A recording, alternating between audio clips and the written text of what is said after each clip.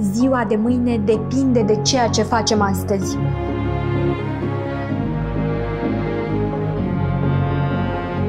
Reciclabilele amestecate cu alte tipuri de deșeuri nu mai pot fi reciclate și ajung să fie eliminate la groapa de gunoi.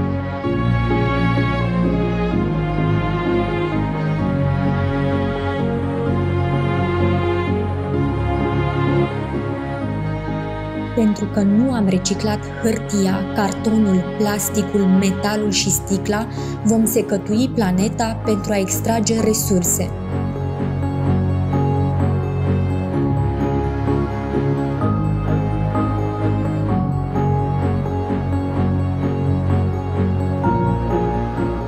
Tu ce alegi să lași în urma ta?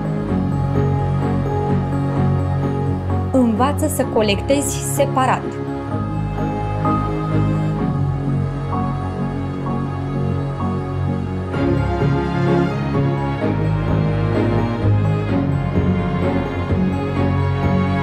Colectează separat reciclabilele pentru a conserva resursele planetei și pentru a proteja viitorul copiilor și nepoților noștri. Protejează mediul, construiește viitorul.